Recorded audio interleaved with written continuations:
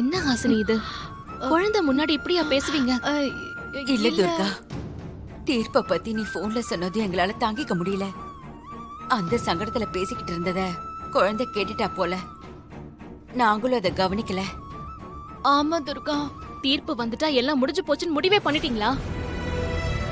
சத்யவான் சாவித்ரி கதை தெரியுமா ஹாசினி உனக்கு? சாவித்ரி புருஷன் உயிரை யமன் எடுத்துட்டு போயிட்டான். தன்னோட கணவனை சாவித்ரி போராடி யமன் கிட்ட இருந்து மீட் எடுத்துட்டு வந்தான். என் மேல நம்பிக்கை இல்லையா? சிஸ்டர், இவ மாறி மாறியே பேசுறா சிஸ்டர்.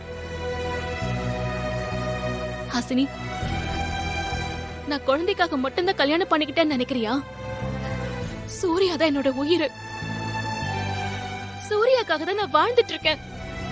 சூர்யா தான் எனக்கு எல்லாமே. சூர்யாக்காக தான் நான் பிறவி எடுத்துட்டு வந்திருக்கேன். ஒரு உண்மை எப்பவுமே அழிஞ்சு போயிடாது, அந்த நம்பிக்கை எனக்கு இருக்கு. சூர்யா கொலை பண்ணலங்கிறது உண்மை. நான் சூர்யா மேல வச்சிருக்கிற பாசம் உண்மை. அப்படி இருக்கும்போது சூர்யாவை என்னை விட்டு நான் போக விட்டுருவேனா? அப்புறம் நான் உயிரோட இருந்து என்ன பிரயோஜனம்? அப்படிலாம் நடக்க நான் விட்டுருவேனா? ஐயோ துர்கா, அப்படியெல்லாம் உன் மேல நம்பிக்கை இல்லாம இல்ல. விஷயம் கேள்விப்பட்டதும் நாங்க கொஞ்சம் பயந்துட்டோம், அவ்வளவுதாம்மா. கட்டாயம் நான் தண்டனையில இருந்து சூர்யாவை காப்பாத்தி வெளியில கொண்டு வருவேன். வீட்டுக்கும் கூட்டிட்டு வருவேன். தைரியமா இருங்க, இதுதான் நடக்கும்.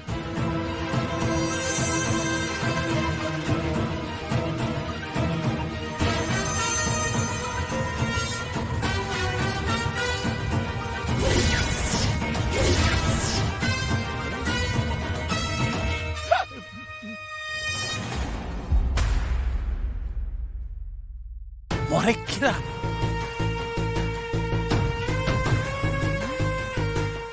என்ன சிஸ்டர், துர்கா இவ்வளவு கான்பிடென்டா சொல்லிட்டு போறா?